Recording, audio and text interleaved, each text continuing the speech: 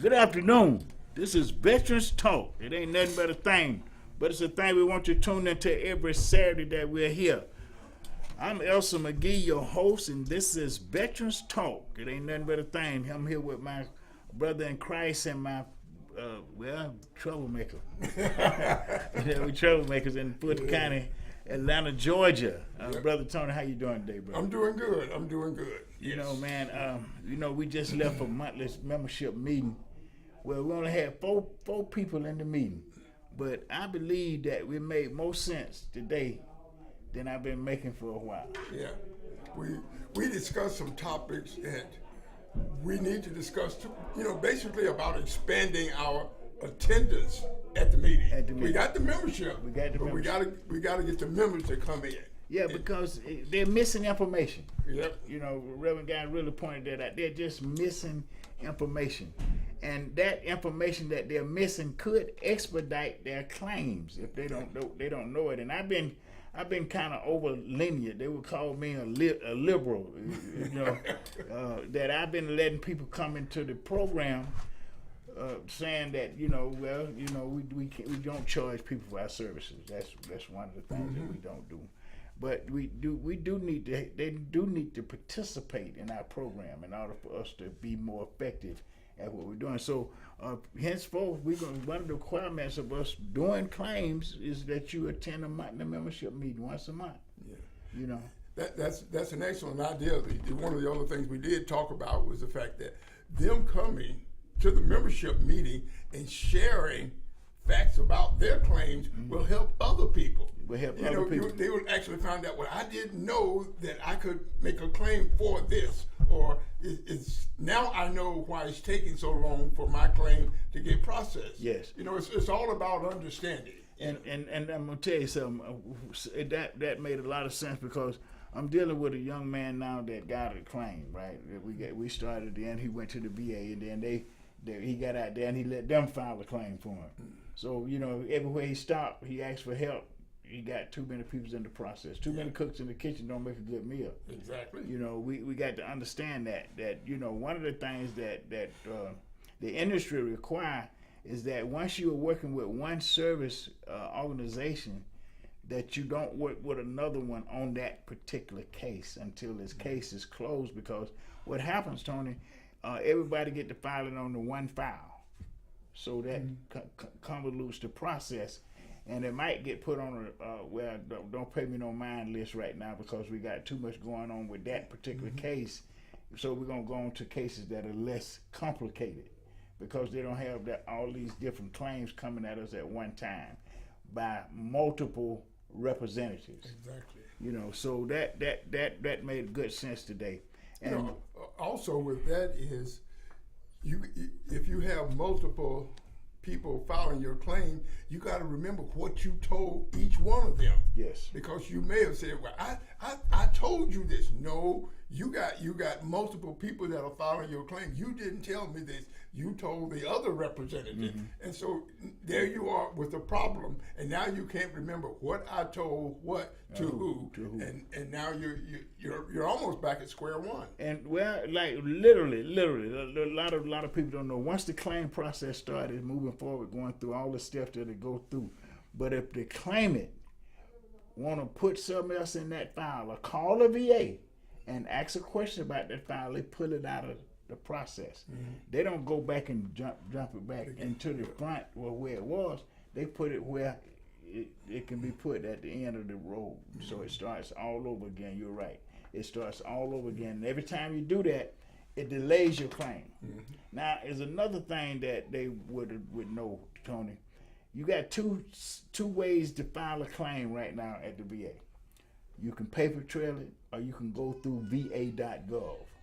Right, va.gov. I love va.gov because you don't have any paperwork. All of your information is already in the system. Well, you might not know it, but all your information is already in the system.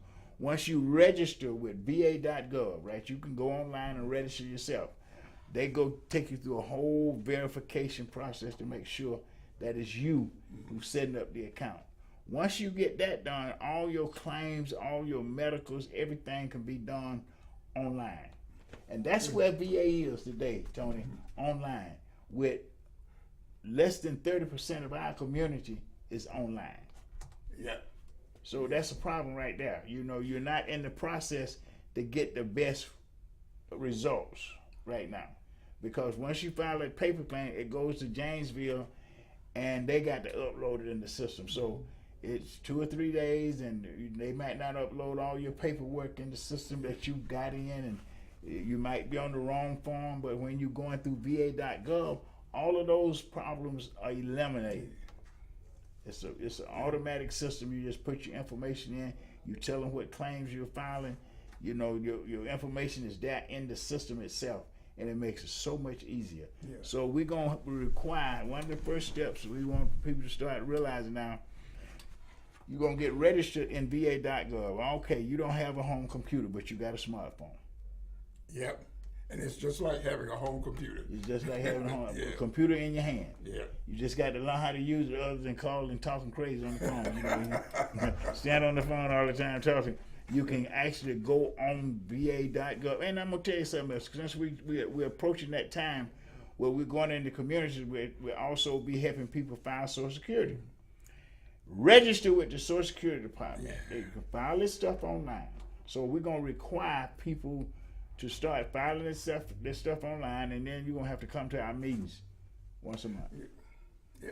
You know, the good thing about that is, before you said I needed a paper trail. Mm-hmm. Now you don't have a paper trail, you have a computer trail. Yeah, you got and no information. Once that information is entered, unless somebody physically deletes it, it's going to always be in your records. It's going to always be in the records. And that's so important when you're trying to figure out, did I file this paperwork? Mm-hmm. Now you have an opportunity to go back and say, oh, this is in my file.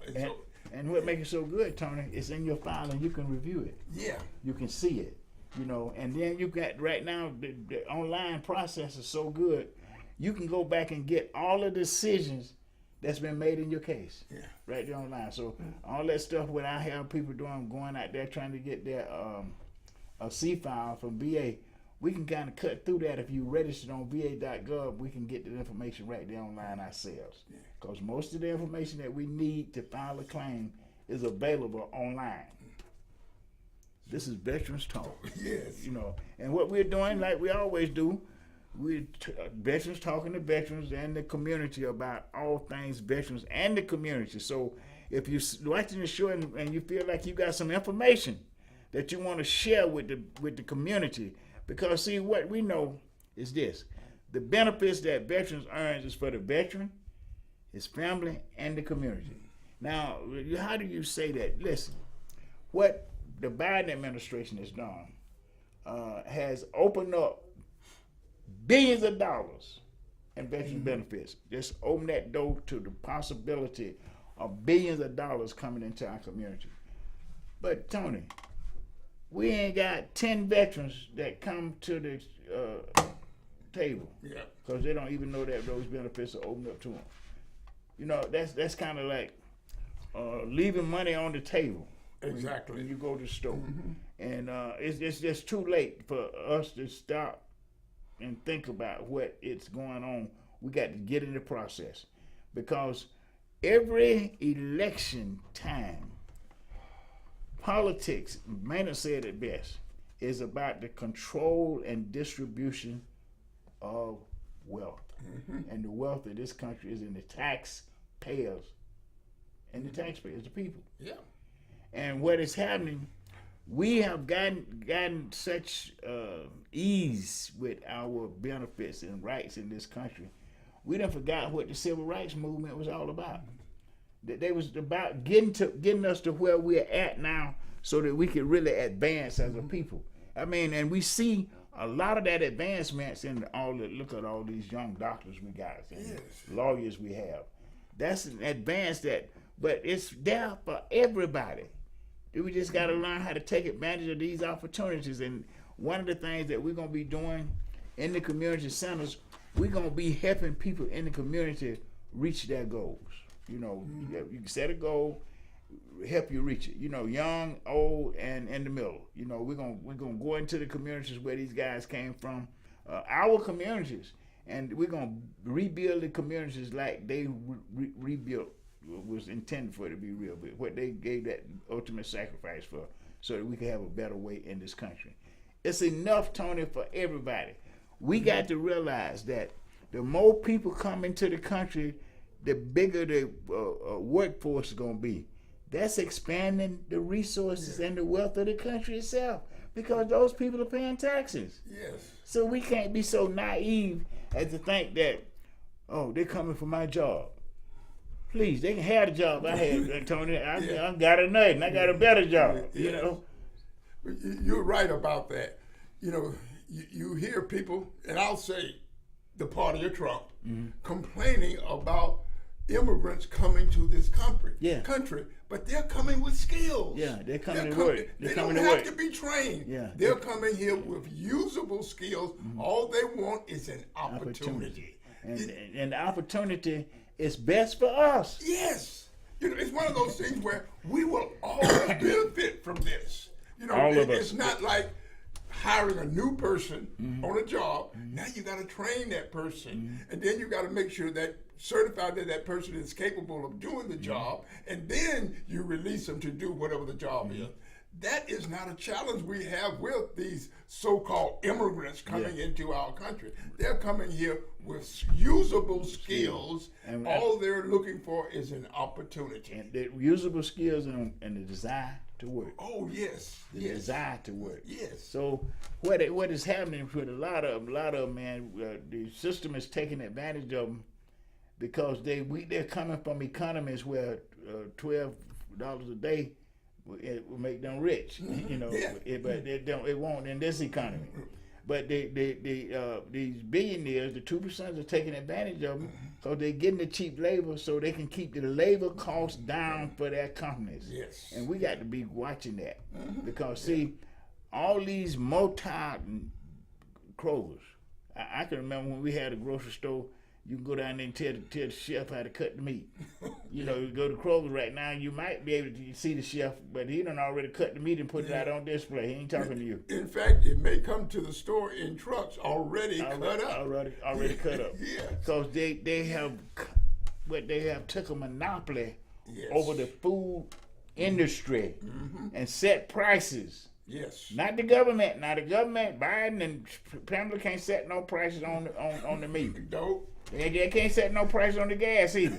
We need to wake up and understand how this system works and stop listening to people that's giving us misinformation. Yes. Well, their policies called. Well, how can your policy cause it when you can't even get a policy passed because of the junk that you got in Congress? Exactly. You know, you need a Congress that's willing to work together no matter what party it is. Whether you're a Democrat or a Republican, you're supposed to work together for the betterment of the people. Exactly. We got so much toxic politics in our country right now, especially on the state level. Yes. That the states are being controlled by people that don't want you to have a livable wage for your 40-hour work week. Yeah. But they don't mind the owners raising the rent. They don't mind the owners raising the price of goods and services. You know, so we got to get different people in the government. The government is fine. The structure, democracy is fine. It works. We see that. We know that better than any demographic in the world, because where we come from, Tony, since 1967, when I went in the military, when you went in the military, it's amazing. Yes. I mean, I can see it in the skyscraper downtown. Them skyscrapers went down there when we was growing up, man. We walking downtown, all them skyscrapers. You go down there now, you got to look up. You be done fell on the ground backwards before you can see the top of the building. Exactly. And you know what? They're housing, Tony. Yes. I said, what? Housing that I can't afford. I can't afford to go down there. But it's amazing how this economy has expanded, and a few have gotten super rich, and we got a lot of poor people that don't deserve to be poor. Just because of the structure of the government right now. Government is supposed to regulate business, right? Business is running government. Yes. Because I seen a politician standing on his yacht talking about $15 an hour was too much for somebody to get for working 40 hours a week. That's unheard of. That and you wonder why people continue to re-elect and re-elect and re-elect those politicians. Well, it's like this, it's like the plantation. Yes. It's like the plantation. You got the poor working class feeling, well, I got to feed my family, I got to pay the bills, so I got to take whatever is there. Yeah, I got to do that. And and that's pervasive. But Dr. King showed us something that we forgot. Yes. We forgot. If we start cooperating with the oppressor, he wouldn't have no real influence over us. See, one of the things that happened to that bus that didn't want to ride, that didn't want Rosa Parks ride, Dr. King said, don't nobody ride it. Yeah. Yeah. You don't want her to ride it, don't nobody ride it. And what happened? Didn't nobody ride the bus. Exactly. The bus company went out of business.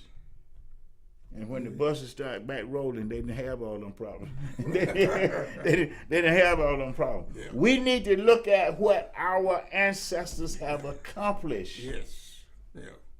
And build on it. And build on it. And not be distracted with misinformation, bad information. Spend some time with people that giving out right information. And that's why I think it's so important for our people to start coming to our meetings once a month. We're going to require them once a month. You need to be at the meeting. Because information we share at the meetings, I really don't have time to share it with them when I'm doing the claim. Right. Yeah. Because I'm just one person that's sitting in there. I mean, I got to work the claim and get ready for the next person to come through. So it's not like I got a whole lot of time in that process to tell this person stuff that might provoke them to understand more how to help themselves with this situation that they're dealing with. Because see, let me say this. If we turn veterans' attention, all these veterans that's trying to rent, turn them to buying their own home based on the benefit they got, it would change the landscape of the community. Yes. It would change it. Because actually, Tony, let me tell them a little secret. It's cheaper. Yeah, it's definitely cheaper to buy. It's cheaper to buy. It is cheaper to buy. So that's why they make it so hard for us to buy. And the thing about that is, regardless of what you're paying, for rent, it's going to be cheaper to buy. Even though that price might be high, but you're making a major investment in yourself, in your family, in your community by purchasing property. That property. Yes, you're going to have to pay those taxes, but to benefit from living in a home in a neighborhood, it's worth it. It's worth it. It is worth it. It is a valuable investment in your community because guess what? You gotta live there, and so when you're investing it, you see where your money's going. And that's why I say, Tony, when we talk about benefits, I always say that these are for you, your family, and your community. Exactly. And we need to make sure that the community understand that, so they can encourage these veterans and their households and their families. Yeah. Get out and get your benefits. Yes. That's something you've earned. You need to bring that home. That's like bringing the bacon home. Yeah, It is the bacon. It is the bacon. Because, listen, I live in a 4-bedroom house. A 4-bedroom house, right? And I paid less than $2,000. I'm on the air right now at Veterans Talk, so I'll talk back. I pay less mortgage than somebody would be paying if they were renting a 4-bedroom house. Yeah. If they were renting the same house, I pay less mortgage than they would be required to pay rent. Yeah. And this is 2024. Our people, the words say people perish for the lack of knowledge. We got to get people off of this thing. But I know why a lot of them do that, though, Tony. They credit thing, which is a forest, right? Because you got 3 major credit bureaus, and all of them got a different scope. They offer the same information, and they these companies, when they get that, and they look at you, they might put something else on the table with their score to make sure that it's harder for you to use your credit to buy a house than it is to buy a car. Yeah. And we need to get our people, and we are going to get them, because we're going to libraries and the community centers with knowledge and resources. Yes. Because we people to be shocked with the amount of resources in the community that's already every year allocated by the government to help in the community. They don't even know it's there, because they're not attentive. They got to work them 40 hours a week, and go look for another job, part-time job, to pay the rent. Yeah. So we and what we're doing and memorializing these 240, we're banking on making their community look like they wanted it to look, making their community function like we know that they wanted to function when they was going to the military to serve, to make sure that these opportunities was available for their communities and for their family. And that was a contract made with each and every one of us, Tony, that give us these benefits. They're not a gratitude, just somebody giving us. We earned it from our honorable military service. Yes. And I'm gonna tell you something. Anybody that's a veteran know what you had to do for this stuff, man. Everybody know what you had to do. So don't leave your money on the table. That's all we're saying. Don't leave your benefits on the table when you know you can get these benefits for yourself, your family, and your community. And there's a slew of them that we are talking about. If you're 100%, or if you got a disability, you get your disability rated at 100%. Your children can go to school. They get paid for going to school. They ain't got no student loan. They get paid to go to school. They get a check, and they get all the books and tuition and all that stuff is paid for. It's paid for. Stuff you be struggling to go to work for, it's paid for.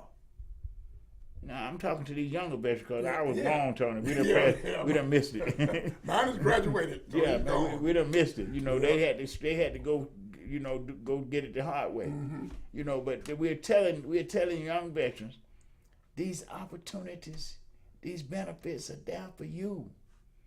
You need to come to meetings. You need to come to the meetings. I'm so convinced now, Tony, of what y'all was saying at the meeting today. They need to come to the meetings. Yes. They got to come to the meetings, because they're missing information.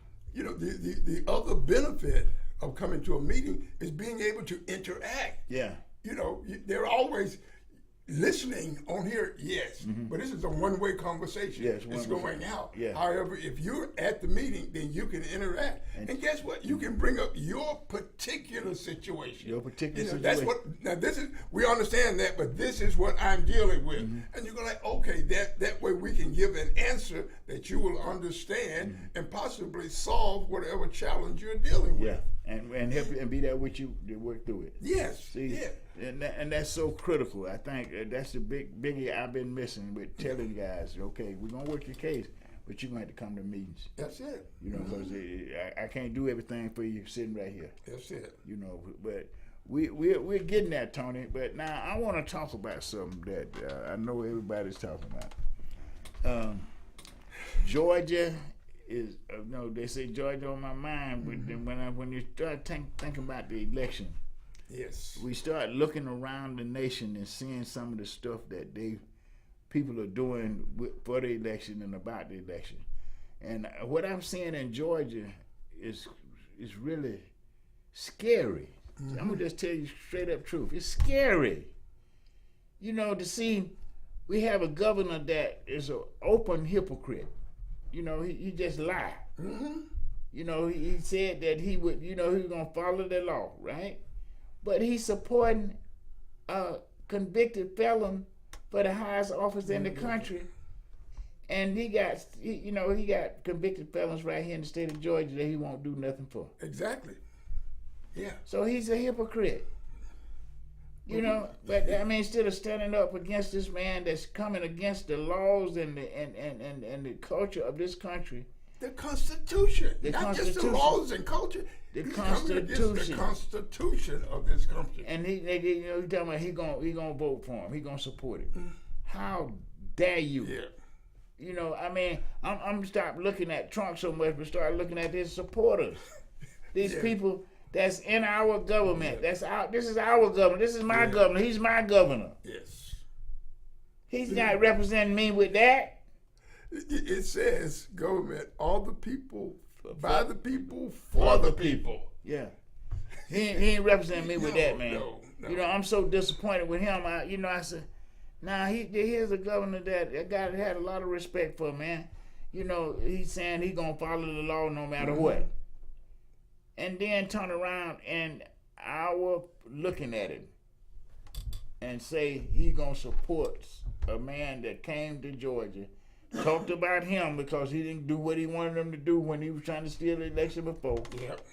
And talked about his wife. Now you talk about my wife, you gonna answer that. You like talking about my mama, man. You know, you gonna do all that, and I'm gonna turn around. I'm gonna support you, and you ain't even repented. Yeah.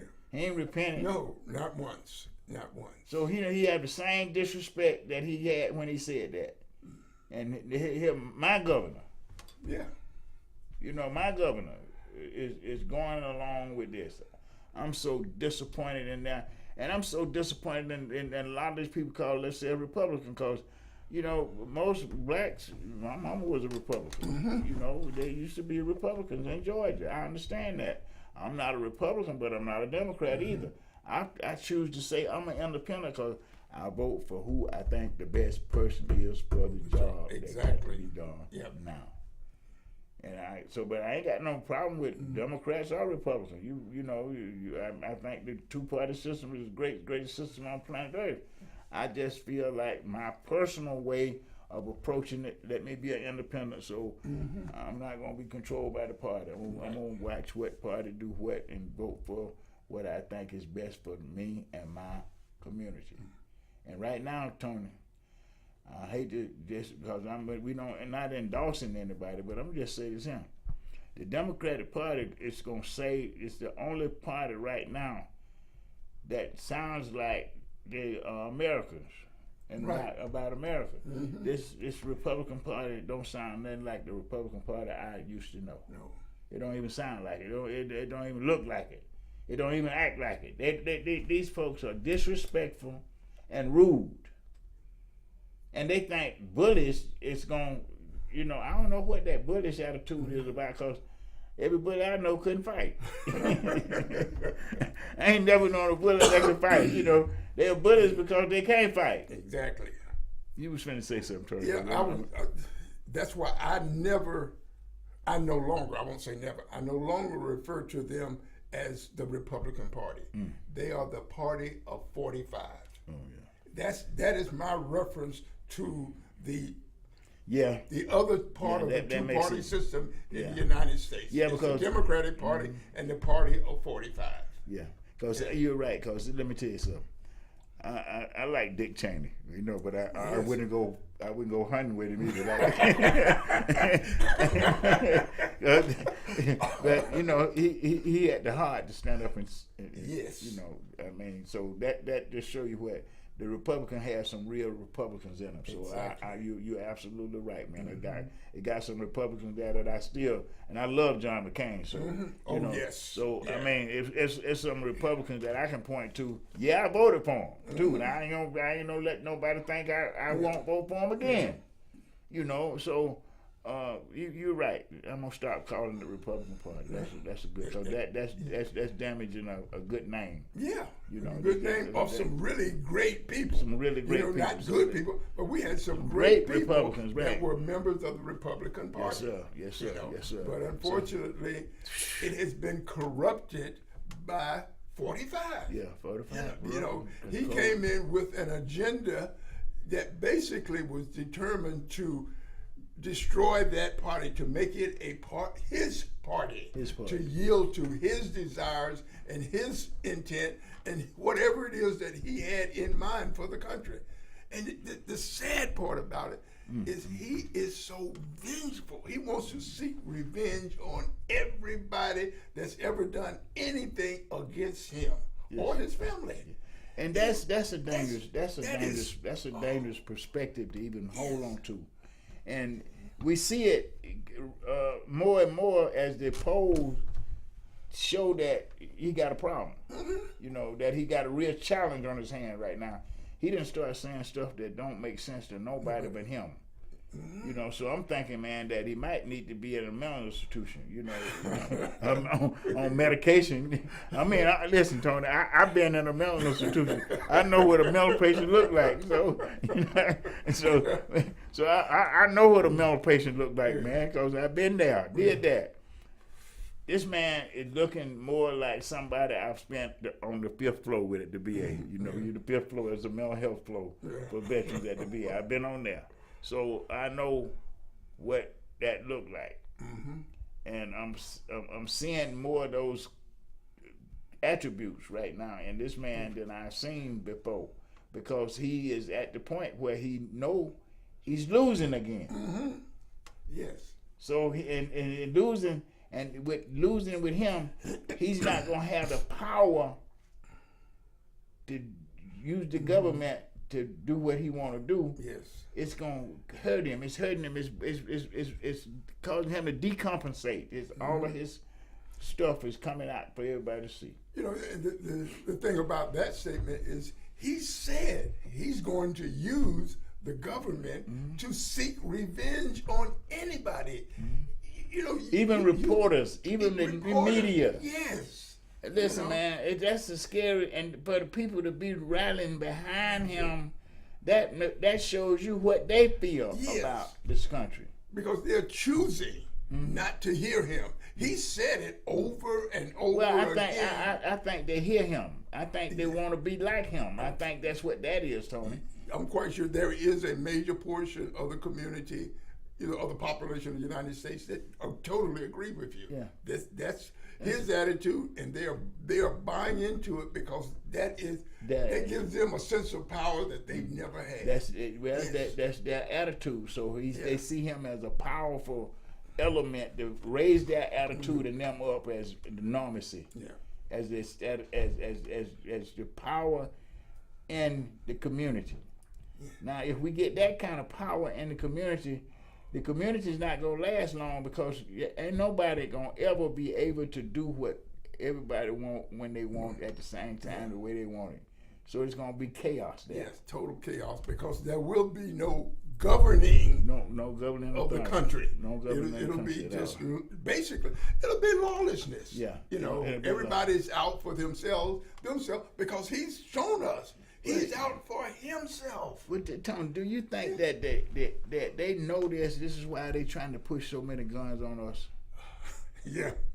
You know, I mean, sometimes you be wondering, why would they want all these guns in the community?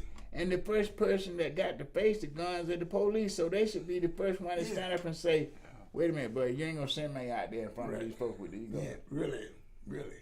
So the police is the first people on the set that got to face these people. When you got a problem, that's who you pick the phone up and call. That's who you call. You dial 911 to inform authorities that are supposed to be responsible for governing and keeping peace in the country.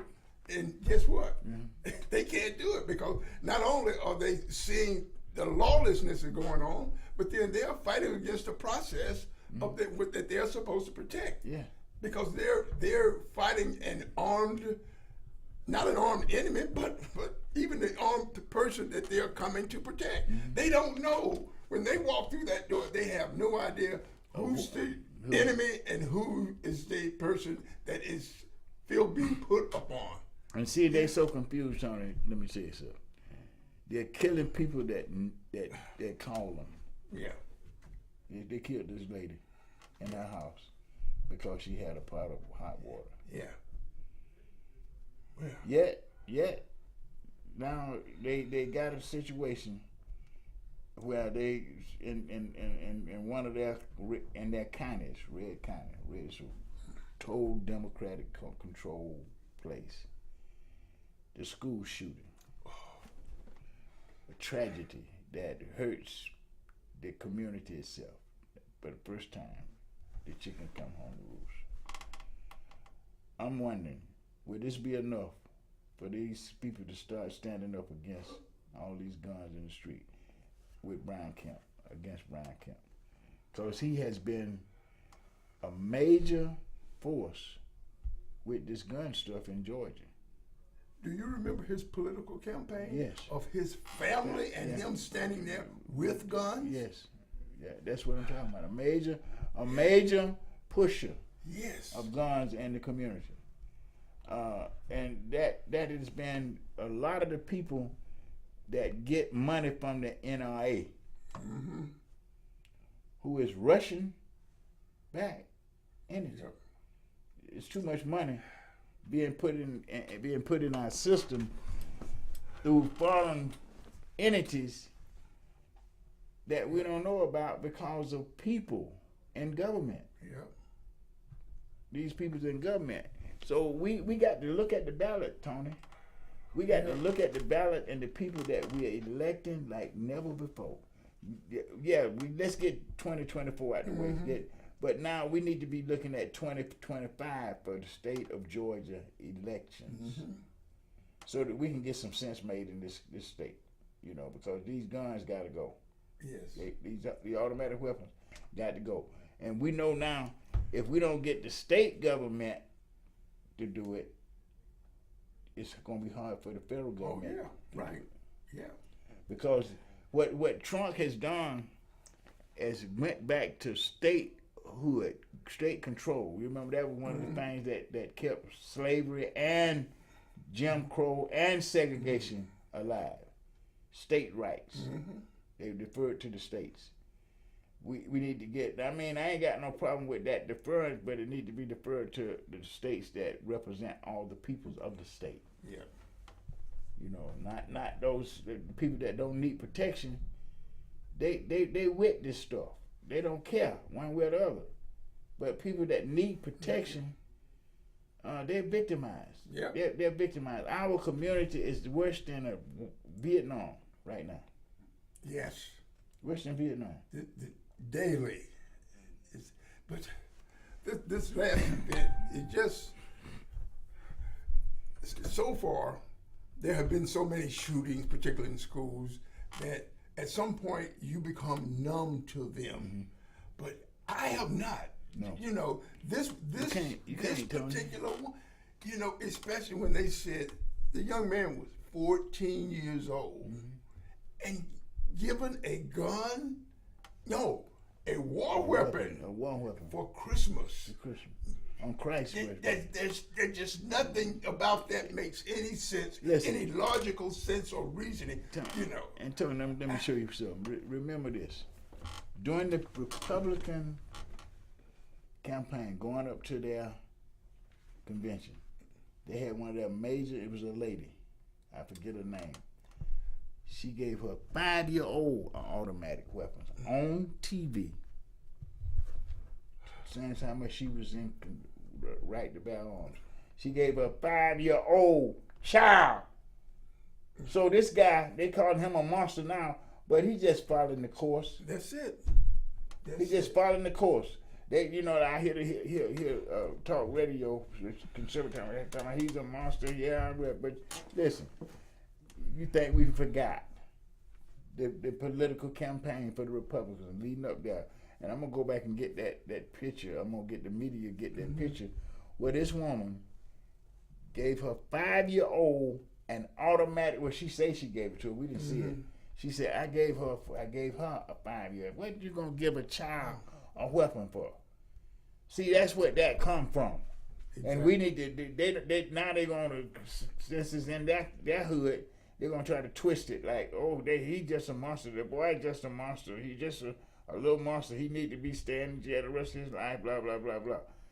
You set an example for it. Yep. The Republican, the party of Trump set that atmosphere. Yep. They laid this platform out for these people to do that, and he ain't the only one that did it either. I bet you the others hadn't turned out to be tragic yet, but I bet you there are thousands, if not millions of them doing it. Right. Yes.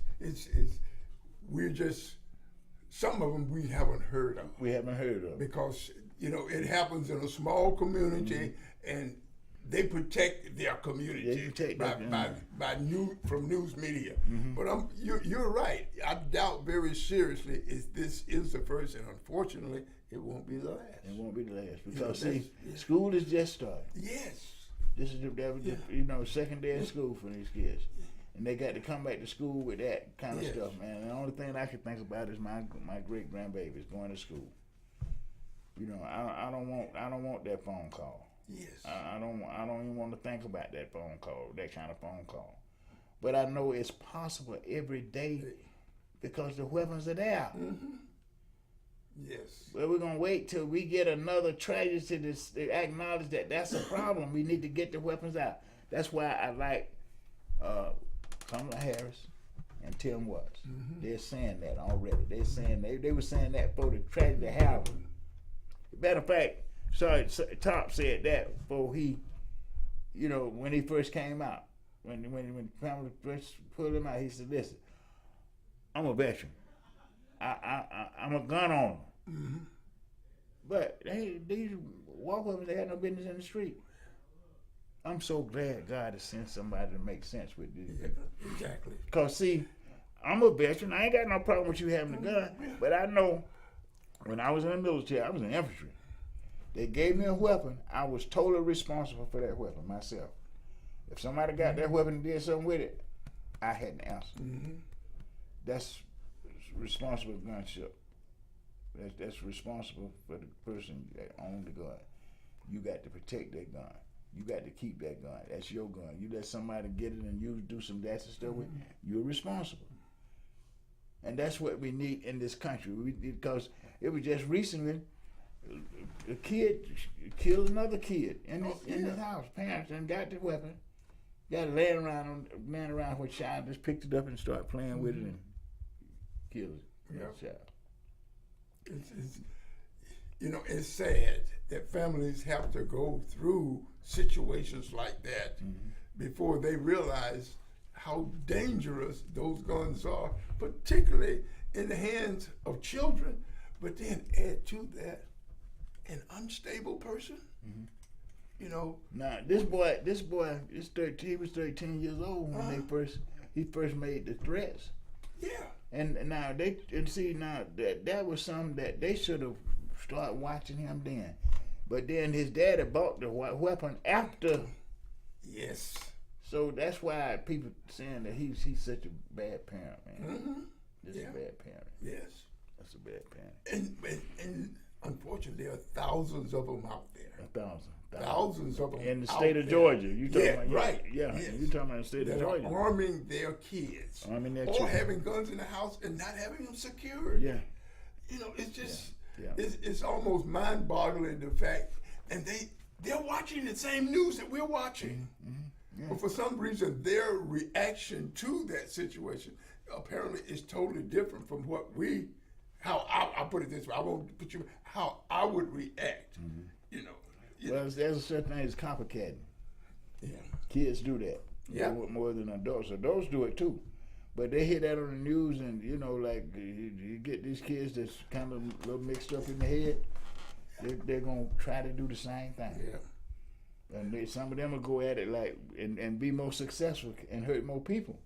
But if they didn't have access to this stuff, it's a different picture. This is Veterans Talk. It ain't nothing but a thing. But it's a thing we want you to tune into every Saturday afternoon.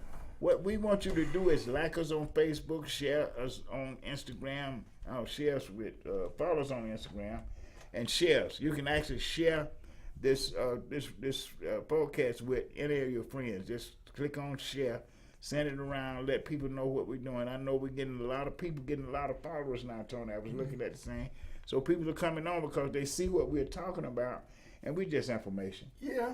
Just information, trying to make information available to the community. Well, no, I'm gonna say this. I was wrong saying that we just information. We're an asset.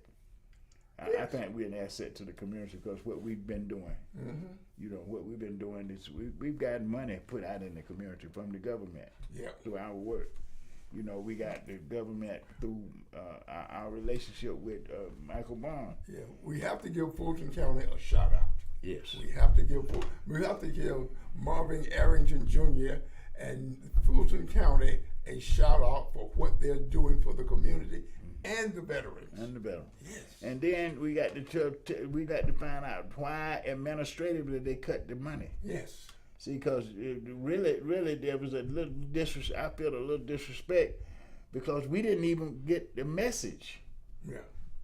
We didn't even get the message. Now that we got a new leader, so we just gonna look forward to that. Yeah. We ain't gonna look back. We gonna look back to make sure we don't repeat it. We don't repeat it. Yes. But we looking forward because we got a new leader, and she's a veteran, and she's a doctor, and she's an amazing person. So we looking forward to what we're gonna be able to do in Fulton County and Marvin and Pitts and that crew that approved this program. We want to make it work, but we want to make sure we get all the worms out of it too. Because if you're gonna cut the benefits, now this don't make no sense to me.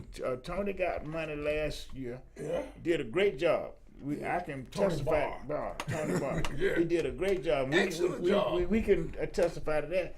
He should have got more so he could do more. Yes. They cut him. And when I asked the administrators that's working with us what did, I felt kind of like pushed off. Well, they did this, and we tell them to call me, and we were walking through how to do. But still, it didn't change the situation.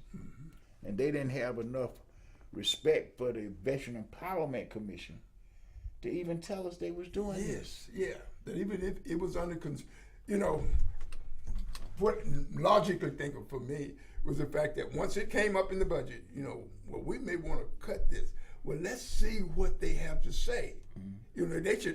I felt they should have come to the Veterans Empowerment Commission and said, we're having budget challenges, right, and we're considering, that way we would feel a part of it and not the victims of it. Yeah. And then once they said, you said, okay, we could say, okay, let's cut down on the numbers of people that we're giving money to, so that we can do a better job of giving funds to those organizations and businesses that are doing a good job and doing what the three categories that was legislated for them to do. Yes, we need mental health stuff.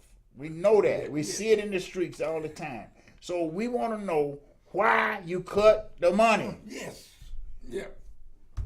Particularly for this particular program. For this particular program. Yes. And because we're supposed to be advisors to the board, right?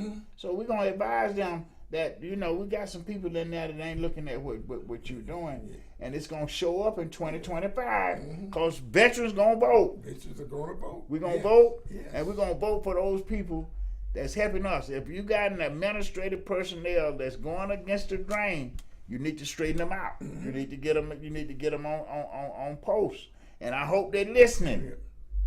So they'll know that that's the way I feel, but they know that's the way I feel anyway. they know I ain't got no, they had a preacher in the house. That's what they messed up and did.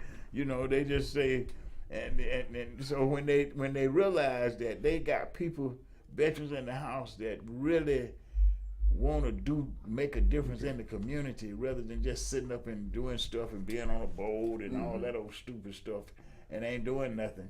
They tend to try to find a way to get around us, but they still want us there. No, they're not gonna get us there. But sanction that mess that they're doing like that, man.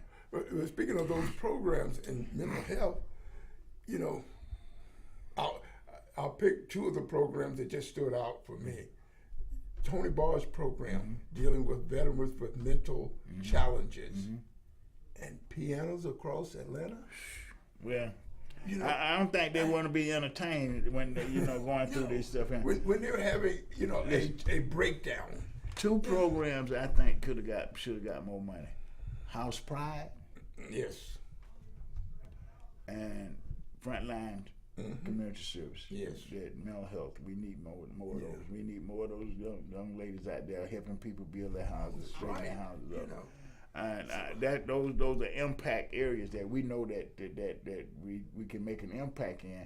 But if we got people sitting up there making changes before they talk to us, exactly, how can we be a part of this chicanery? Yes, we were supposed to be an advisory board. That's what you know. We're supposed to be advising them on some of those programs that are being presented to them for funding. Mm-hmm. You know. They took as they say, crickets. This don't, but they forgot who they doing that with. They just, they you know, they I guess because I've been a little quiet, just trying to wait and let the time pass, because I felt kind of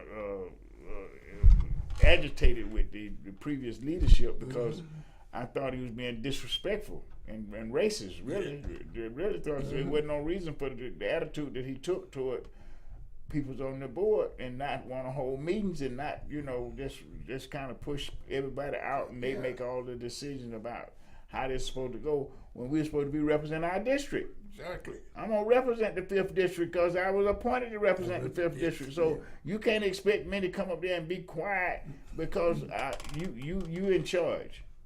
You done took charge. Well, you in charge. You need to do the work. You're in charge. I ain't got no problem with you being in charge, but you need to do the work. Exactly. If you ain't gonna do the work, well, man, you ain't gonna be in charge with nothing that we are part of long. Because we're not gonna sit up there and participate with that kind of buffoonery. You know, I know this is a time when politics is supposed to be kind. We're not being, listen, we ain't calling no names, we ain't did nobody no harm. We haven't did anything but work to make sure that this commission is doing what it's supposed to do. Yeah. That this money that was allocated for veterans is doing what it's supposed to do. I don't see that. They won't let us see that. And now they just gonna up and cut it without even talking to us. This is not gonna be the way things go like this. We're not gonna participate in all of that. And we're gonna take it to the ballot box now, because that's where it got to be. Yep. You know, we're not playing with these folks that just appoint people up there to disrupt. Because I think some of them folks just were there to disrupt. Yeah. You know, we talk about vetting people all the time. Mm-hmm. Here's an opportunity that we as veterans have an opportunity to vet some of the people that are running for office that were responsible for the changes on this program. Yeah. And so we're gonna call them out. You know why? You know, first of all, why? Why? First of all, why weren't we informed that there was going to be a cut? Yeah. And if there was going to be a cut and they didn't have any choice, at least bring us in and say, okay, we're going to cut this program. Can we, as members of the Veterans Empower Commission, decide which programs that need to be cut? But don't cut the funding. We'll just remove some of those programs, so those programs that exist can still exist at whatever budget, budget proposal that they had for that particular event. And the other thing is, at least give us a chance to say something. Yeah. We were on the board. Yeah. The board is responsible. Well, most boards are responsible for voicing their opinion about anything that whatever that organization was doing. We were totally as they say, we were blindsided. Well, see, the way they got it set up, having meetings every 2 months. Yeah. I mean, why would he set up stuff like that? That's to push us away from the reality of information. Yeah. And I think at one point I thought that we shouldn't be giving out any money until we got it right. Yeah. You know, but then I said, okay, we don't want to stop the money from flowing to the community. But so, you know, when they first started out, they didn't even have the 501c19s in there. Like, they didn't know what that was. I'm saying, wait a minute, how you gonna say you got something for veterans and you're not even putting veteran service organizations in there as contenders? And when I mentioned that some of them want to talk with him, they act like, well, you can bring them to us. No, what we're gonna do, we're going to the veterans to make sure they're ready to vote the way that they need to vote to get these. So y'all will come to them and start playing with this. If it's gonna be about veterans, then it should be included a veteran. They forgot we are the first line of defense for the democracy. They didn't forget about that. We're the first line of defense for democracy. They sit back there and work in the bureaucracy of the democracy, while we got to sit out there and look at, make sure that it's still alive and functioning. And we're not just finna sit up and act like we okay with some of the stuff that they're doing, because this is like what was going on before we even got a Veteran Empowerment Commission. You know, we didn't have no place up there to speak truth to power. Now that we got that, they're gonna hear more from us now than they ever heard from us, because of the way they're behaving. Yes. They're not behaving like what we feel good government employees should be behaving. We should be trying to do it right, and we're gonna do it right, or we're not gonna do it at all. Yeah, you know, it's one of those things. If we're a member of the board, we should be informed on any decisions that are being before made. it's made. Yes, before it's made. Before it's made. You're right. It should have been brought to us. You know, it's one of those things where, okay, the city, I'm sorry, not the city, but the county is experiencing budget problems. You know, here's your program, and this is what we're considering doing to your program. And then let us give you input on how to do it. Yeah. You know, we don't. We're supposed to be He act advisors. like we're a dummy organization. We're just there in name only. Yeah. Then they're gonna say we are advisors. Yeah. But we ain't allowed to advise. we ain't even allowed to get the information that we need. You know, they're keeping information from us. Like there's a secret movement afoot. Yeah. And when I say something, well, McGee, yeah, okay, but I'm gonna say it. I'm gonna say it because I'm here to shake up the pot. Yes.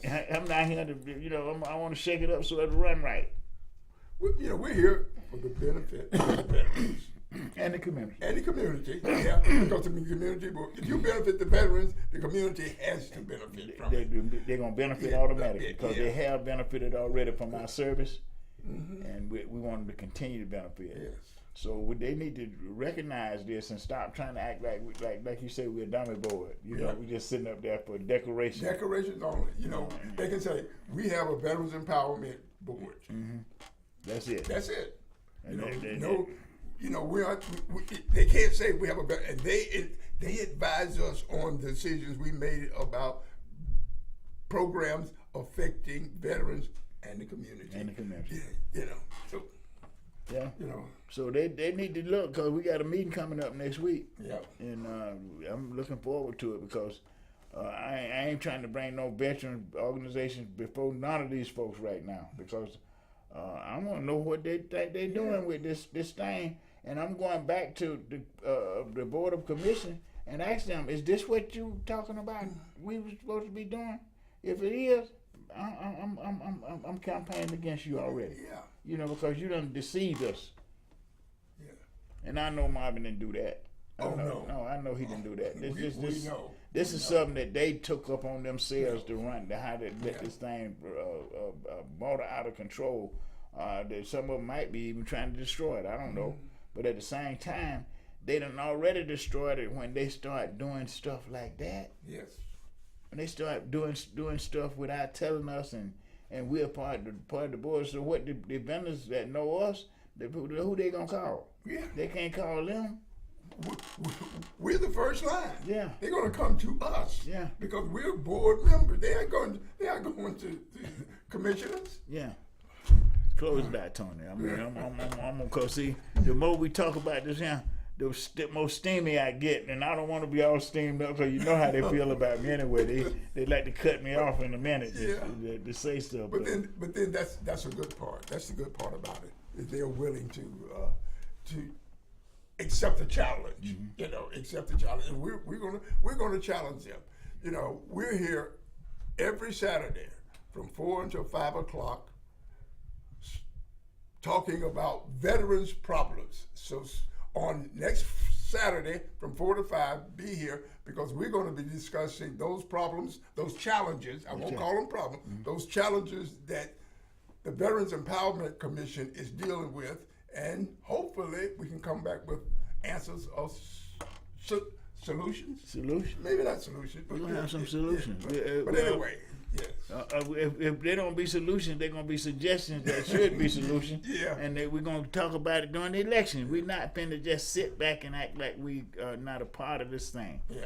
We are Vietnam Veterans of America chapter. You know, we're not just up here talking. Mm-hmm. We done fought a war that then should have been fought. I don't know all about that, but I met some beautiful Vietnamese people that recognize that they wasn't even born when the war was fighting. They got businesses in our community, so they represent our community and doing what we wanted them to do. So I want y'all to stay with us and, you know, be patient with us, but call in if you got a question, if you got a challenge to us, if you think we're saying something that's not real, come on the show. We ain't got no problem with having a lively discussion about what we're talking about. Not just problem. If you got suggestions or what you consider a solution, please bring it to us.